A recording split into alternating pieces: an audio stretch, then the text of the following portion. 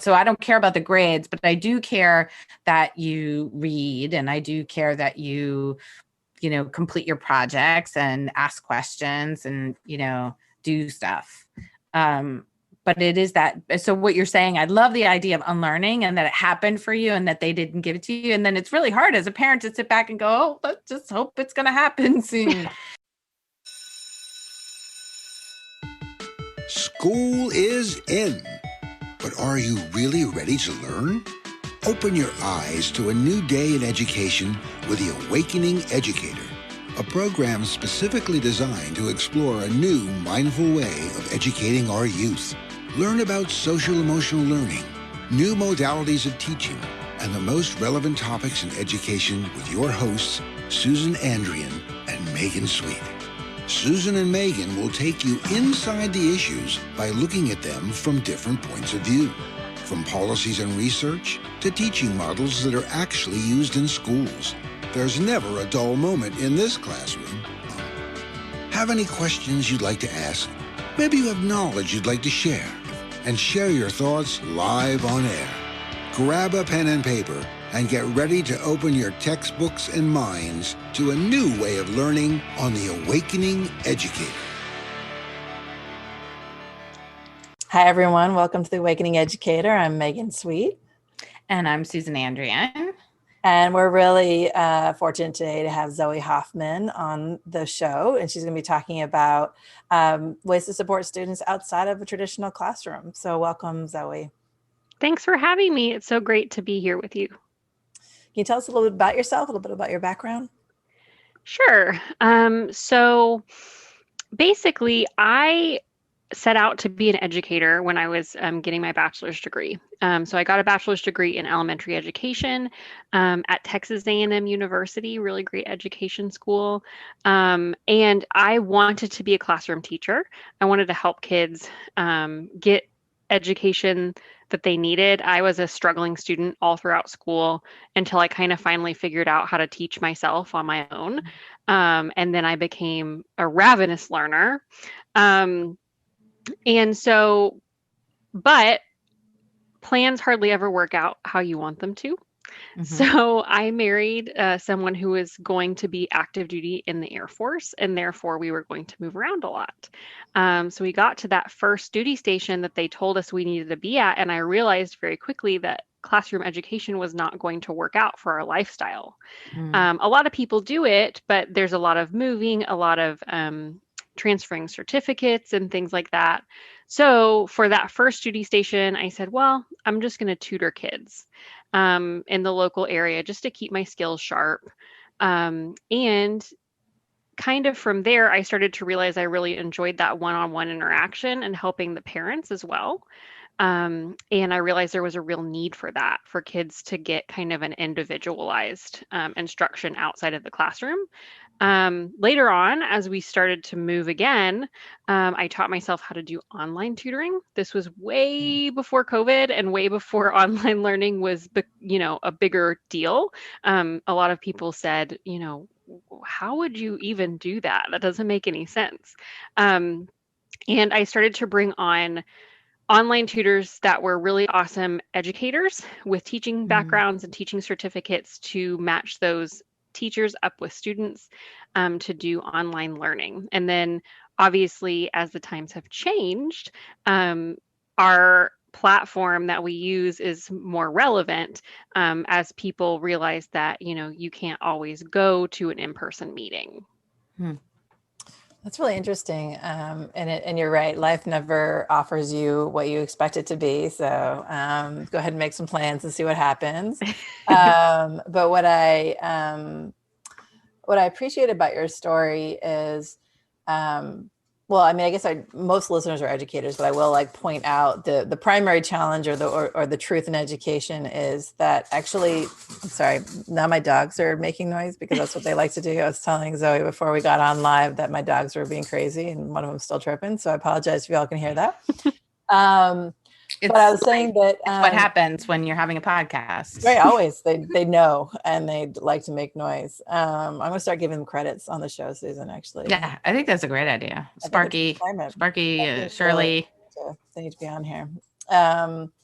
Anyway, teacher credentialing is different state by state. So, so that is one of those places where I think it's actually really ridiculous that that's true, but that's what's true. So you get credentialed in California, it doesn't necessarily mean that it works in Texas. So I would imagine that makes a lot of sense that if you're traveling a lot with a partner, being an educator is a challenging role to have. And if you have to leave mid-year, that would also be really challenging. So I think it's really smart, Zoe, that you came up with a new way of teaching. And you're not the only trained educator I know that has actually found that they love this more personalized one-on-one instruction that comes with tutoring as well. So that's really cool. Yeah, I mean, I know a lot of teachers who also do tutoring in addition to being a full-time teacher, teachers who are really veteran teachers, because, you know, it helps supplement their income, and they also love the joy of meeting one-on-one. And I'm curious, how do your tutors really work with the educational institution that their students are enrolled in? And is there any communication between the tutors and the schools, or just the tutor and the family? And how do you partner with the families and schools of the children that you're working with? Yeah, that's a really great question. And it really kind of varies on the kid and the family. So some families are so gung ho to get the tutor and me set up with, you know, the teacher's contact information, and any stakeholders' contact information, and we all kind of work together as a team. A lot of that happens over email. With that, though, is the difficulty of FERPA. And, you know, so really, we have a release that parents can sign, you know, releasing the teacher to talk with us. But if the teacher is very leery of, you know, kind of crossing that line and breaking those rules, that can be difficult. And so then what we have is kind of the teacher communicating to the parent and the parent communicating to us, a little bit of game of telephone, but that's better than nothing. And we're in constant communication with parents. The tutor and the parent usually will text or email, you know, weekly with assignments and like, this is what happened, here's what they need help on. As kids get a little bit older, because we currently tutor up to 8th grade, sometimes we'll take them a little bit further than that. If they have like a great relationship going with their tutor and the tutor feels comfortable with that material, the student starts to take responsibility for that communication a little bit more. And so maybe the check-ins with the parent are less frequent, because the parent is wanting that student, and sometimes the tutor too is wanting that student to kind of take responsibility for communicating all of that stuff. Yeah, I think that makes a lot of sense. It's interesting, and FERPA basically means that you have to keep things private. There's privacy regulations between, we have to keep kids private. So I just want to make sure everybody understood what that was. You said something when you introduced yourself that really caught my attention, which is, you know, you did all this pre-pandemic, and suddenly, and I'm imagining then the group of people that you worked with originally were parents that were seeking help for their kids because their kids had an identified need, or the parents were particularly concerned about their child's development and wanted to make sure that they had some extra support. And then the pandemic happened, and suddenly you're positioned to provide support in a really different way. And I don't know if business like improved for you as you went through the pandemic, or if the way you've interacted with folks since the pandemic has shifted. So have there been any impacts on you and the way you do your work, or the kinds of clients you've been getting in since the pandemic happened? I would say there hasn't been too much of a shift. We're still seeing kids come in that need help in certain areas because the teacher has indicated, or their parent is particularly concerned, like you said. But I have noticed that kids who were already behind are falling further behind. So now when I get on, because I always get on a phone call with parents before we do anything else within the practice, just to make sure that that's a relationship that would be beneficial to them. And so when they're telling me their story, a lot of it now is saying, well, they weren't doing great before COVID. Now they're doing really bad.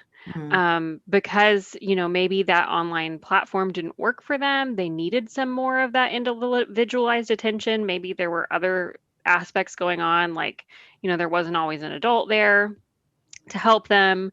So we're getting a lot of those kids in now as we're headed back into the classroom where it's becoming more apparent. And then also parents just telling me that they don't know how to help their child, because a lot of that is falling back onto the parents, to explain that math concept. And they didn't learn math like that. And so they kind of are fighting with their kids, and they're needing someone from the outside to come in and just kind of be a neutral party and teach that material, instead of, trying to teach it to their kids themselves and getting super frustrated. I've also seen just like a need for more information from parents. Yeah. I've changed what we're doing on social media to just try to help parents get that education information that they need, because they're, expected to be educators now. Almost. Yeah, I'm curious about how much coaching you do of the parents that are who are having these power struggles or battles or showing up with frustration, about how you might be working with those parents to manage their own stress and their own internal state. My background is as a marriage and family therapist, and I'm trained in this neurodevelopmental model. And a lot of what we talk about is the caregiver affect management, like the adult managing their own internal stress and state, and curious, how do your tutors and how do you work with your families to maybe address some of those things with the parents, or maybe just encourage them, maybe you shouldn't be the one to be engaging them with math if what you're saying is, in my day, math looked so different. Yeah. So this is actually something I've been thinking a lot about lately, and I'm glad you brought it up, because in general, we kind of just address things as they come up. I trust all of our tutors to teach and interact in whatever way they feel appropriate. So we're not using any curriculums or anything like that, because they're educators. I'm not going to micromanage them. They're getting enough of that in the classroom.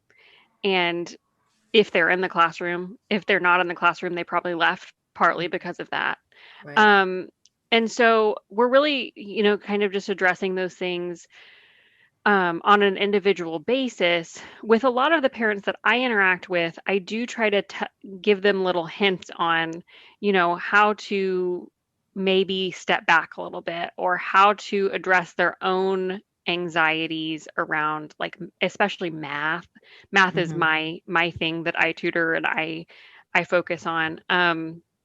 And I've been thinking a lot about how really a holistic approach could be the most beneficial for families that are really struggling and really fighting with each other, and parents that are really stressed about their kids' education.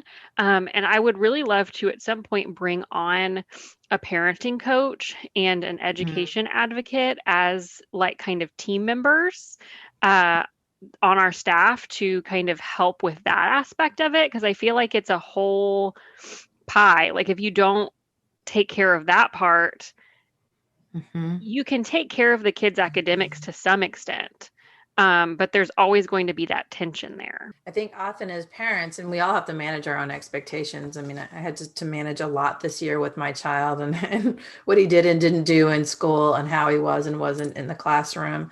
But so much of the strain that can happen for a kid is between the parent and their expectations for their child, and not necessarily understanding how their child learns or what they need. And I was actually the same kind of student as you, Zoe. I graduated from high school not having a clue how to learn. I didn't know anything. I didn't know how to teach myself, and I didn't know how to learn. I guess I taught myself my freshman year in college.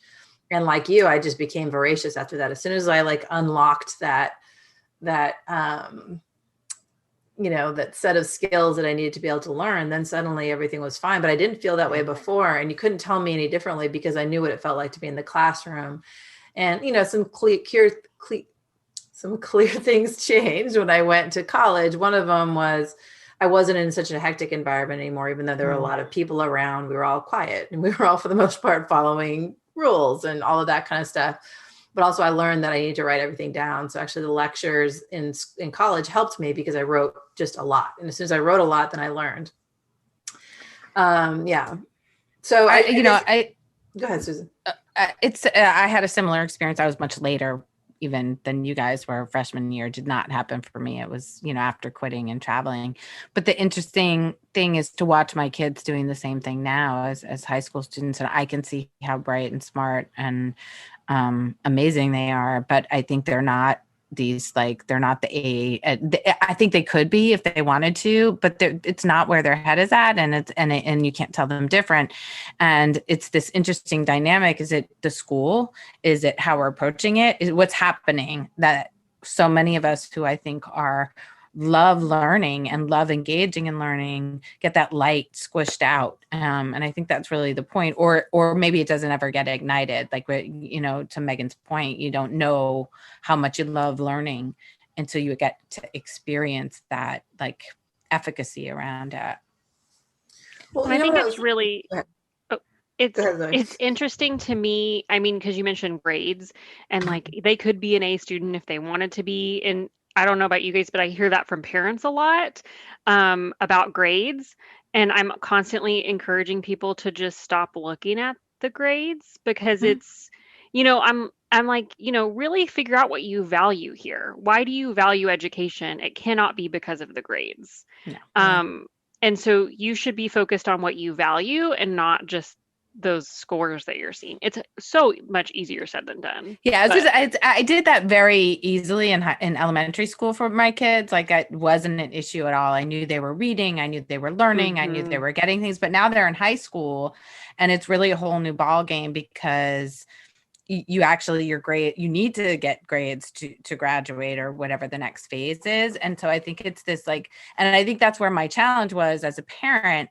I wonder now, was that a mistake not to have at least some emphasis on completing things on it's a balance, right? I think it's what you value it, and I do value learning much more over grades. I do value having interesting, intellectual, exciting, thought-provoking conversations with my kids. And as Megan will say, they have those all the time, sometimes a little more than I'm ready to hear at times.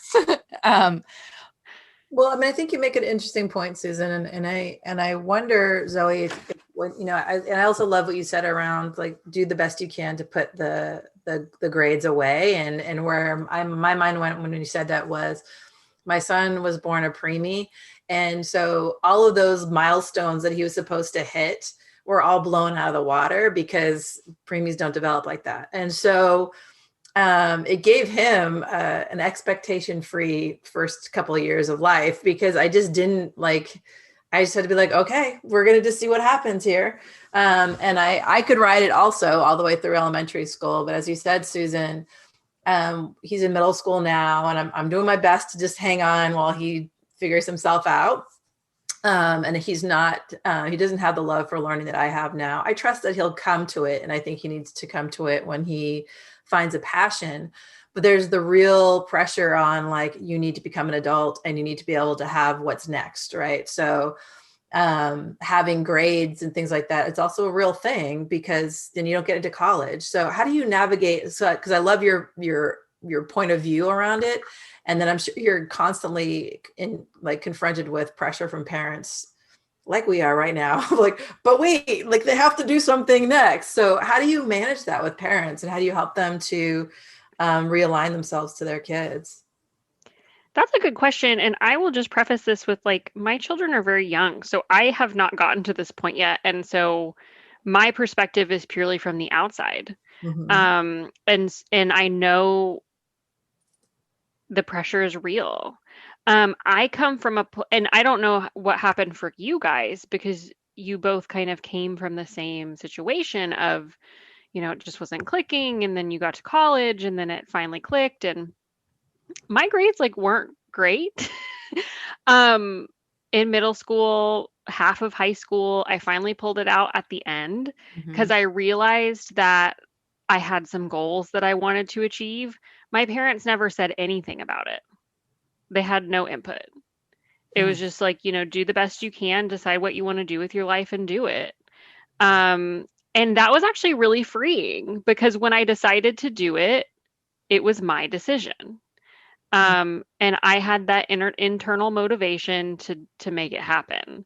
I know that that is kind of an abnormal situation, especially for today's world.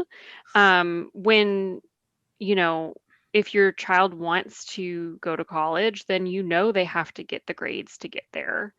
Um, Yeah, well, it's the unschooling model, which I think there's a lot of evidence that unschooling works, but it takes a long time to get there, and you have to start early. And so, being in the traditional system where it's not very interesting, and some of the classrooms aren't that great, but even it is a real dilemma. And I wonder, and this is where I wonder about myself as parenting and going back to elementary school. To the kids, I wonder about where is the line of pushing and holding accountable versus like engaging around your interest and not putting too much emphasis in the wrong place, but building up those habits of success. So like really, I tried to focus on that for a little while with them. And I think that that's really the more important aspect is to what are the habits of a learner. Right. So I don't care about the grades, but I do care that you read, and I do care that you complete your projects and ask questions and, do stuff. But it is that. So what you're saying, I love the idea of unlearning and that it happened for you and that they didn't give it to you. And then it's really hard as a parent to sit back and go, oh, let's just hope it's going to happen soon. Yeah. I Right. mean, my parents had no clue either, actually, Zoe. They were like, well, you either you're successful or you're not. So you either get an A grade or you get an F, and you'll have that experience and learn what that's like for you. Like that. I mean, there was hippie Berkeley parents, so like that was what was happening when I was growing up. But I think it did happen to work out as well.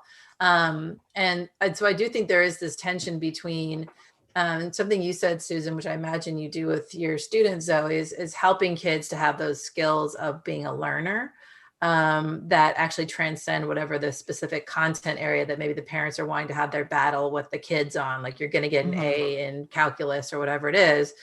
But moving towards like, what are the habits of a successful learner or someone who's going to be able to take those skills and make them be successful in, outside of high school, when that ends, then there's a lot of other things that happen next. And how can we take some of those skills and translate them?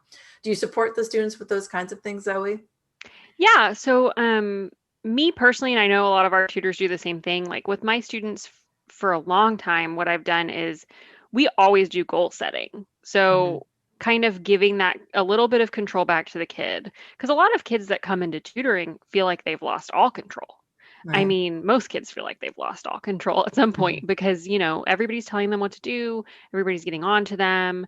They're just trying to like make it.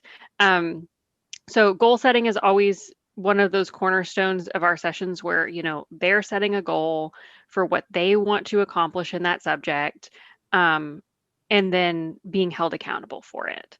So learning that, how to be a good goal setter, how to reflect, how to look forward, how to be a good problem solver. That's kind of more of a math one. All of those go into a really great tutoring session. And if you have a really great tutor, they're going to be doing those things with your kids. And sometimes it's easier for someone on the outside to be the one who's talking to them about those skills, because when you're talking to them about those skills, you're also talking to them about cleaning their room. And so they're not going to listen as intently as they would to somebody else. Yeah, you've sold me on the tutoring, Zoe. I'm so glad we talked today because, yeah, I mean, it's very topical, I think, for Susan and I both, because it's something we've talked about offline around what's that balance. But what I'm hearing from you is that not only can tutoring help kids like independently, but also is another way for parents to be able to provide support and have a different set of eyes and ears and in contact with kids that enables them to maybe hear those same lessons that you can't hear from parents anymore because it's just enough already. If I talk to my kid about certain things, he's over it. So that makes a ton of sense. This was such a pleasure to talk with you today. I can't believe our time has already gone so quickly, but how how can people connect with you and learn more about the tutoring that you provide? Because I know you have a whole series of things. So please tell everybody how to connect with you and find you in all those different places. Yeah, so if you want to learn about what we do and how online tutoring works, hoffmantutoringgroup.com is our website. And there's a contact form on there so you can contact me directly. And then also you can find us on social media. We're at hoffman.tutoring.group on Instagram and Hoffman Tutoring on Facebook. Awesome. Thank you so Awesome. much. Thank you so much, Zoe. It was a Thank pleasure. you. It was lovely meeting you both. Yeah, thank you. Thanks, everybody. Hey, listeners, are you enjoying this show? And do you want to hear more? Then please subscribe to our show on your favorite streaming platform. Like this show and tell others about us. We are available on Castbox, Deezer, Podcast Addict, Podchaser, Google Podcasts, iHeartRadio, Spotify, Spreaker, and Apple Podcasts. So please connect with us there. You also can watch shows live being recorded on our Facebook site, The Awakening Educator. You can connect with us via Instagram or Twitter at The Awakening Educator. And you can also subscribe to our newsletter. We've been busy recording a ton of terrific shows that will be rolling out over the rest of this year. So we would love to be able to have you be a regular member of our community. Thank you so much and have a great, great day. Welcome to the second half of our show, where we had a really interesting conversation with Dana Goodiier of Out of the Trenches podcast. We think you'll really enjoy it. Yeah, my podcast is called Out of the Trenches, and it's been out for about a year. And I have interviewed you guys. That episode will be out in about a month or so. And I interview educators to tell stories of resiliency and, just times that they were in the trenches and managed to crawl out. I taught mostly English and world languages. I've been in school administration and I have a doctorate in educational leadership. And I'm excited to be on the show today. Super excited to have you here, Dana. And I think, I'd love to hear more about what inspired you to come up with that show in particular. Like why that theme around education, Out of the Trenches? Well, it's something I hear constantly when people talk about their work in education, that they are in the trenches. We're dealing with kids, we're dealing with state mandates or whatever it may be, and that they're doing that deep work in the trenches. Now, there are a lot of people who can interpret that in many different ways. I've talked to a couple of superintendents in the fall who were saying, yes, I'm currently in the trenches because I was, deciding how to do the COVID protocols and all that. There are a lot of people who interpret the story of in the trenches when they were first year teachers, right? Mm-hmm. And I think it's up to the guest what they would say in the trenches is. But my theme is, people have come out of that trench, right? We're all living some type of experience and we learn from them. So those stories of learning from that experience and growing, because we're lifelong we're lifelong learners as educators, I think help the listeners find out more about, people who have written books and people who, are these edu celebrities. They've all been in the trenches. So I think that helps. It's really interesting. I think that it can evoke a lot of emotions when you hear about in the trenches, right? Mm-hmm. We think about it as this like space of the fight of and the fight for what's really important. And when we think about resiliency and love, those things take work and often is a roller coaster of emotions of joy and grief and love of education. I don't know a single educator who digs down and stays in the trenches enough to be able to emerge from that with the joy of it, unless you're passionate about it. So I'm curious, what are been the themes of resiliency or the themes of love and passion and joy that come in each of the stories that you're hearing on your show? Well, it's definitely that desire to work with kids and help them grow and learn and develop relationships with kids. I've talked, I'll give an example of a teacher who used to be a EMT, and then he went into teaching and the CTE program. So, he learned, how to teach the field where he had been working himself he was teaching high schoolers and now he's teaching middle schoolers. What got him into teaching was just that passion for, evoking his knowledge upon kids and helping kids learn more about science, the passion for science. And I think that comes out a lot in the guests, is how are they connecting with kids through the passion that they have, right? I had a passion for foreign language and traveling.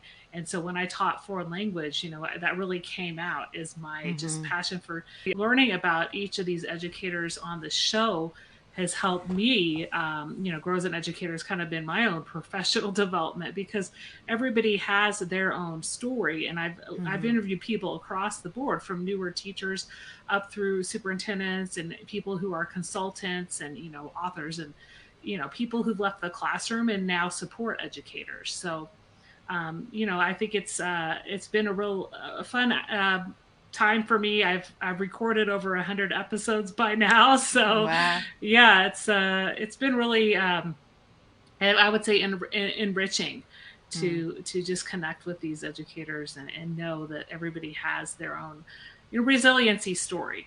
100 episodes, Dana, dang. I know.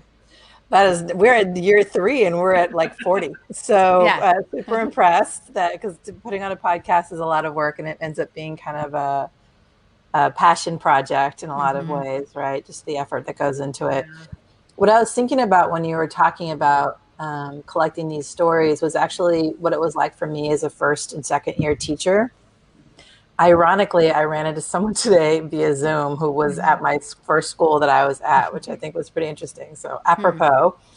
But when I got to that kind of general public school, I encountered a lot of teachers that were burnt out. So you share the trench stories, which I think is helpful. And I don't know if it's like a different group of people or it's just kind of wherever phase you're in. But I remember coming in as a young, enthusiastic, overly idealistic, thinking I know everything kind of 23-year-old, which is who we are when we're that age generally. And I had all these ideas about how, and I was immediately put on all the leadership teams and all that stuff, because that's what you do with the new young person who doesn't know better than to say no, is you stick them on all the stuff, right? Someone who's mouthy, put them in the leadership team meetings and give them something to do. But what I encountered when I was there was a lot of educators that were tired and they didn't want to do it. And so I'd have these ideas and I kept showing up like, oh, well, what about this? We thought about that. And finally a woman kind of pulled me aside, and she knew me from when I was a child. So somebody who I felt like was in my inner circle in some ways. And she's like, Megan, don't you think we've already thought about all that and done that already? And if it had worked, we would have done it. And it was so deflating for me to have that response, because I felt kind of embarrassed. I felt kind of foolish. I also felt like, well, what's the point of me showing up with my ideas if that's what's going on? So I wonder, from your perspective, both in doing your podcast and in your experience as a school administrator and in education for so long, do you think there's a difference between being in the trenches and being burned out? And how do you differentiate between those? Well, from the guests that I've had, there are a lot of people who would not say that trench moment is necessarily something negative. There are some people that say, I'm working with kids, I'm working with families, I'm in the trenches, but that's something they're passionate about. So I have talked to people who were burnt out, who are now supporting educators who were burnt out, and, more so now, obviously, this past school year. But I think from my experience, looking back and, as a newer teacher, I think a lot of newer teachers lack the support that they need, right? There are some schools that have that mentor program going, or, it's more, I would say it's more an official mentor program than something that's actually really practiced, because it can be on paper and the person can, get that stipend or whatnot. But you're making that transition, right, from your student teaching to the first school you're at, and it's kind of, you're thrown in the fire, I would say. I mean, my own story is, I had done my student teaching at IB schools, right, and so they were like the magnet schools in the area, And then I finished that at the end, like at the end of a semester, when I'd gotten my teaching degree done, I just subbed for a semester. And then I decided to go to Canada for 2 years, and I tried to pursue a doctorate, and I didn't complete that one, but I completed one years later. But so those 2 years I was in Canada, I was teaching adults. So, I was outside of the K-12 classroom. So when I got my first teaching job with high schoolers, I'd kind of forgotten some of those skills and how to interact with high schoolers and what to expect from, that classroom management perspective. And I don't think my student teaching really prepared me to deal with some of the classroom management issues I had my first year or so of teaching, because they rarely do. I mean, yeah, of course. And then you're thrown into, like, I recently just moved to Colorado, and I was thrown into an area I wasn't familiar with the culture of the area, right? And that's so, like, for me, I would say my trenches as a new teacher, it was being like unfamiliar with the culture of the area. I was very passionate about my subject area, very knowledgeable about my subject area, and I had a lot of great ideas for activities. But it was building those relationships with kids and, communicating clearly my expectations, and actually, that classroom management piece, I think, lacks when you're not really, I guess, teaching in the same school you did your student teaching in, right? So it helps when you're kind of transitioning into that same school or the same district. So, that, I think that's kind of what I would say burns off a lot of teachers, right? Is that they're in either their first 3 to 5 years, they're in a school that, they feel like nothing's getting done, and they're not being supported, or they feel like, they're not getting recognized for anything that they have done. After I'd been teaching a few years and was a department chair, I got on a few committees, but I know a lot of the time, some people have big ideas and they're not always recognized. So I think that could be, and it could just be the change of place that helps some educators, right?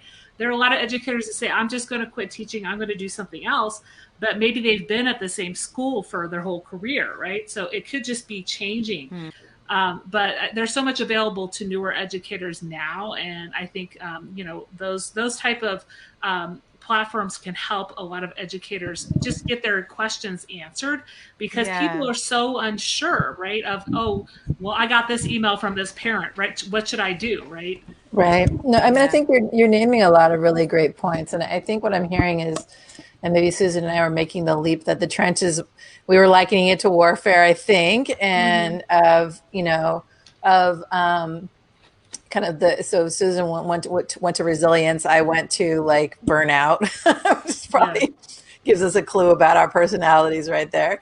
And I think what you're referencing more is around, like, right, there's a lot of support that's needed for educators, and being in schools at all, you're in the trenches. I often say the same thing. I mean, I guess my framing is often we're on the front lines.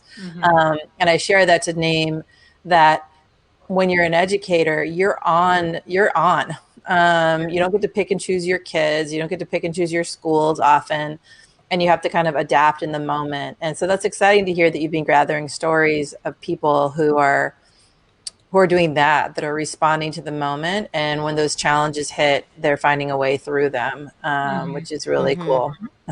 Yeah. Well, we are up on our first break.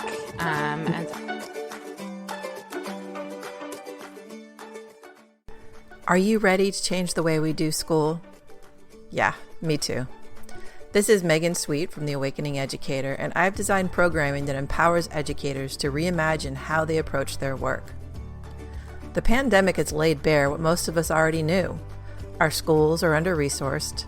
Our system is set up to fail our most vulnerable students. Our educators are burned out and overwhelmed, and we all deserve better.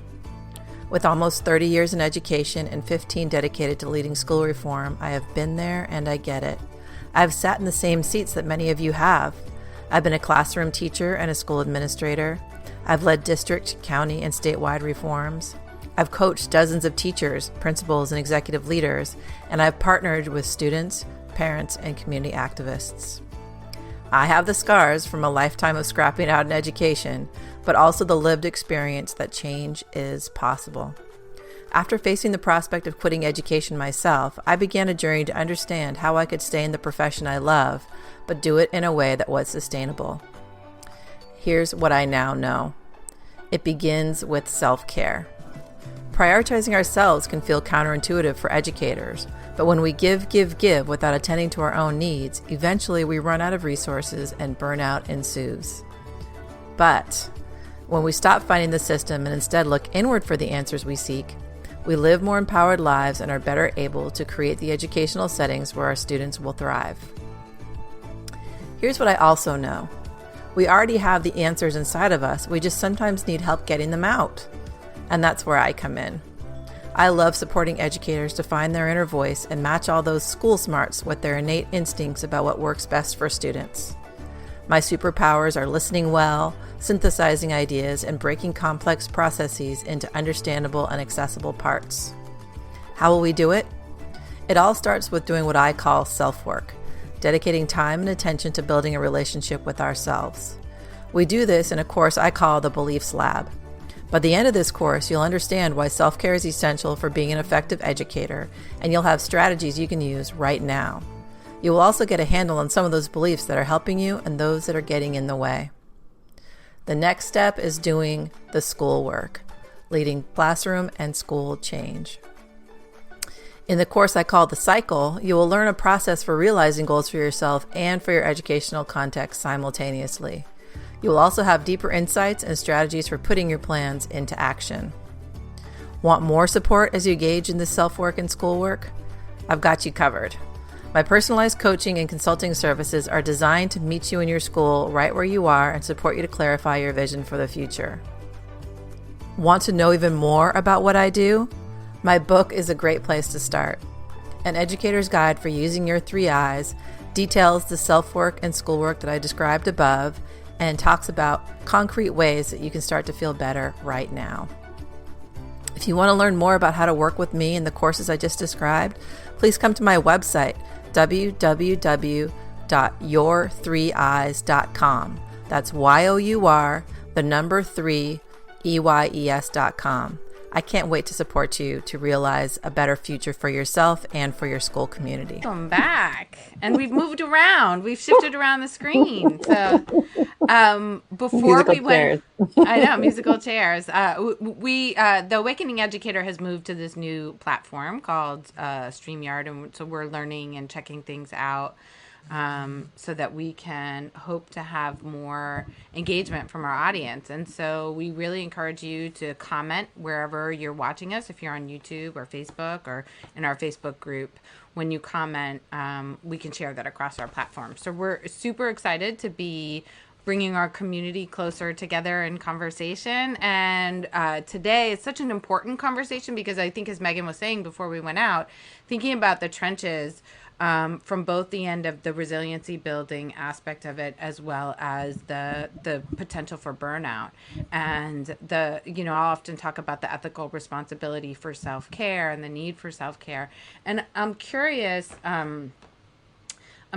about how this year in particular, when we think about the trenches and how many of us really experienced like kind of an overwhelming shift in learning and growing. And I mean, many teachers who have been teaching for 20, 30 years had to completely change their practice, and sort of all of a sudden where you feel really confident and really confident in your practice and your instructional skills, none of those translated into the new environment. And then you might have young, newer teachers who are really tech savvy, who were much more comfortable with things. So it sort of kind of had a playing field that was swapped or different. And I'm wondering if part of your process in opening up the podcast this year was, why is it important for us to share these stories of both the resiliency aspect to it and the burnout potential? Like, why do we want to share these stories? Why is it really important for us to share across? Well, as I mentioned a little bit while ago, it's learning from those other people, right? Because nobody's perfect. I could have a guest on who's written up to 50 books. I mean, I had Todd Whitaker on, right? And he had difficulties when he started out as a teacher, right? He had a student that kept falling asleep in class. I mean, I think it really helps the educators who are listening to realize, whether or not somebody's been in education for 30 years or, they're newer in education, and we can all see that somebody's been through difficult times, right? And like during the pandemic and when everything went remote, everybody was in the same boat, right? But it was more difficult for some than others. And I think, we all have that community. I know in the spring, a year ago, not everybody necessarily had as much communication from their school as other schools did. But for me, myself, I just jumped on PD. There was a lot of PD available through Corwin. And I just encourage people who, this summer, they might want to unwind from their obviously from their curriculum and not think about, what they're doing the next year. I would highly encourage teachers to, just try to take a break from their school. But if there is something that they're passionate about in terms of learning more, like, more about trauma-informed practices or more about just self-care for educators, those type of things.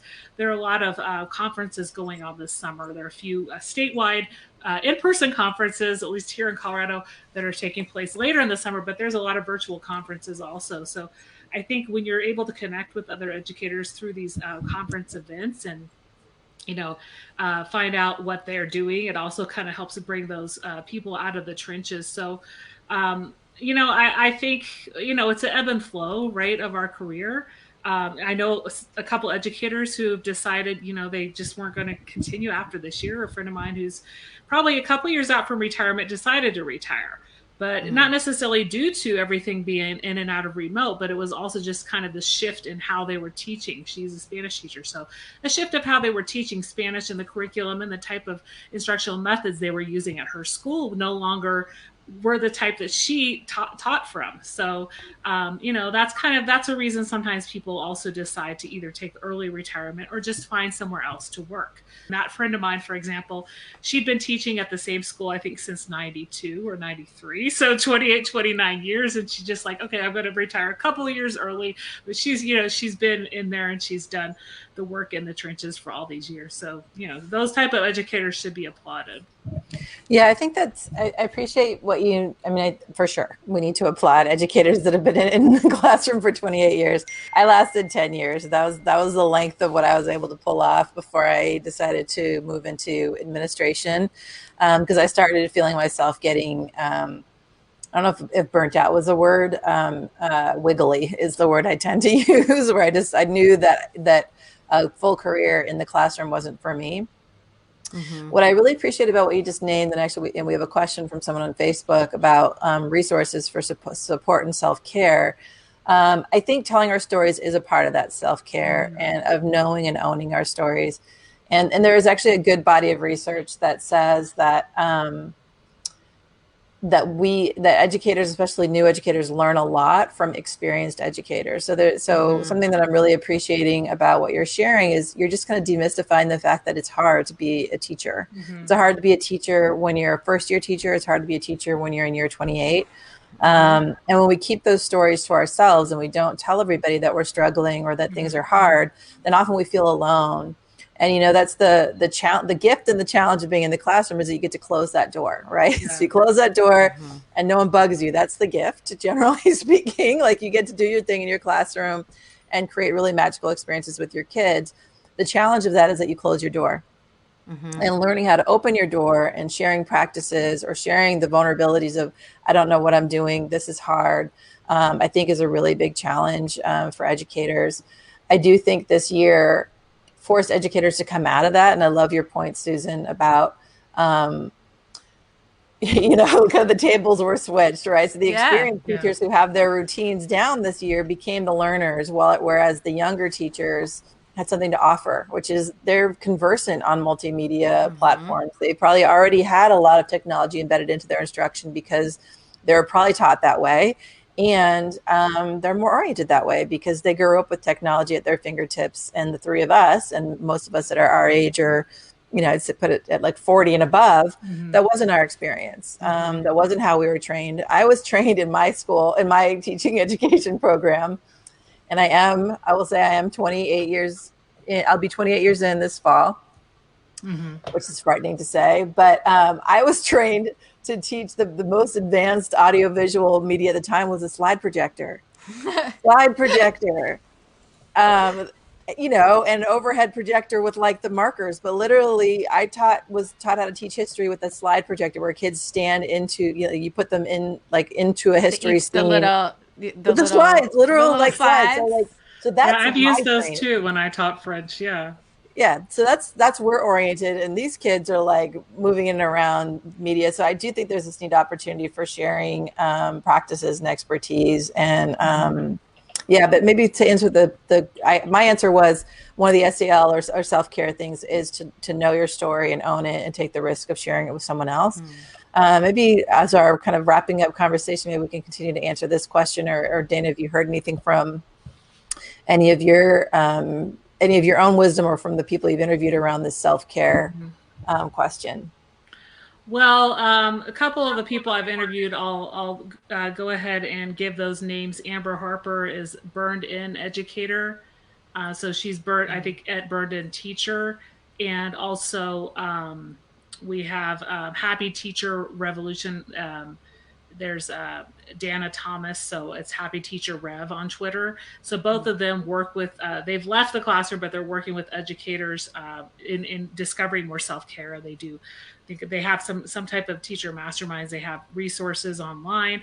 I did put some links in the, and also a lot of educators don't know that the Calm app is free if you're an educator.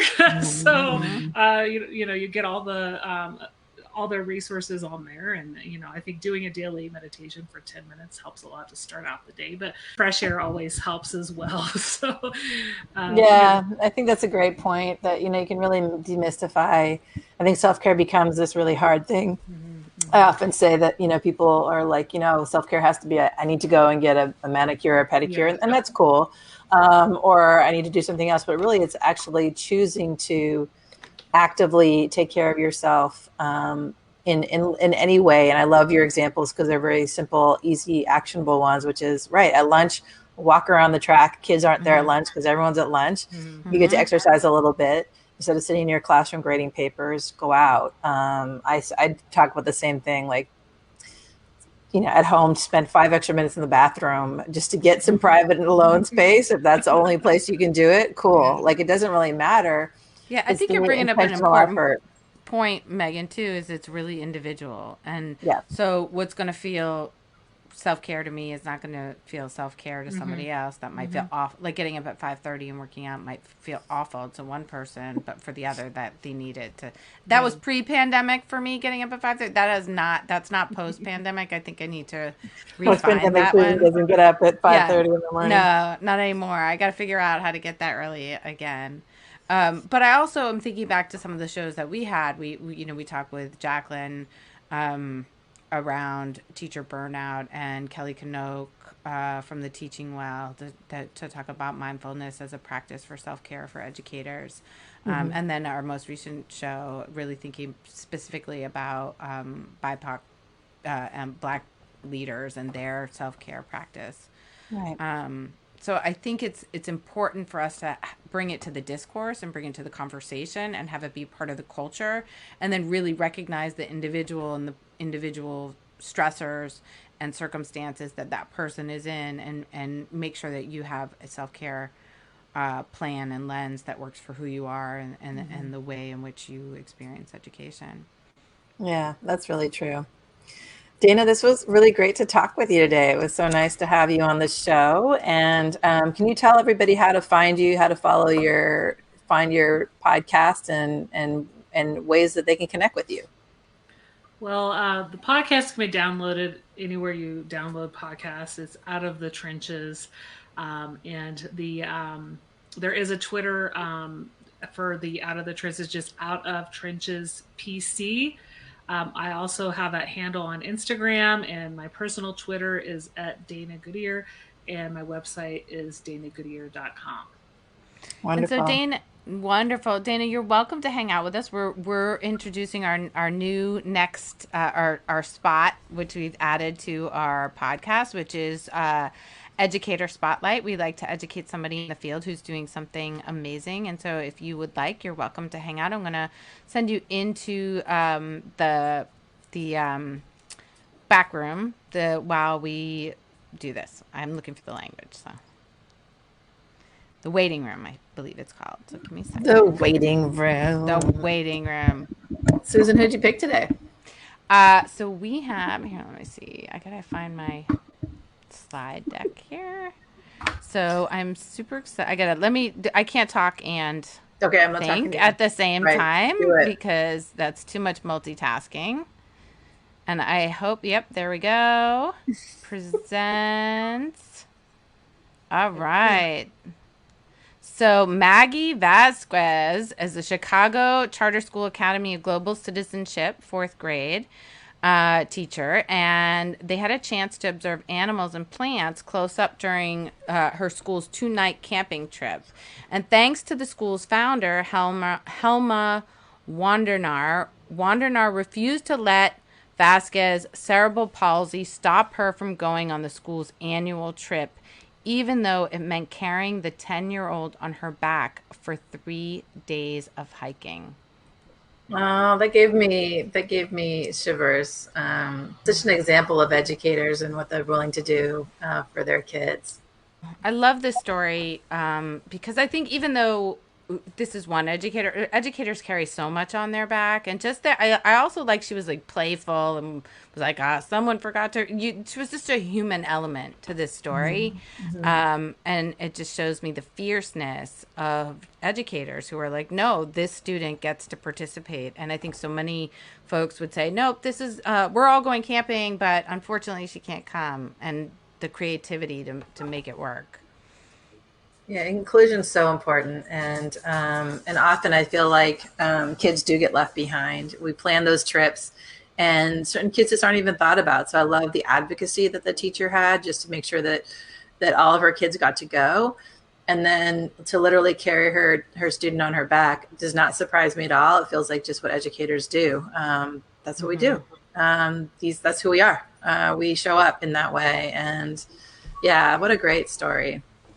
Kind of reminds me of how, you have those stories of those teams, and how, coaches that are often teachers as well, go the extra mile to see their students succeed. So, we find those stories everywhere where, they're staying late, they're helping students, they're, students who otherwise might be marginalized, mm-hmm. They're giving them those opportunities for future success.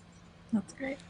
Great. Well, thank you, Dana. It was such a joy to have you here and have this conversation. I think sometimes taking a moment to pause and think about all of the ways that maybe we struggled as educators with the lens of resiliency, with the lens of how do we take these stories to make us better, is such an important piece. So we're really grateful that you engaged in this conversation with us today.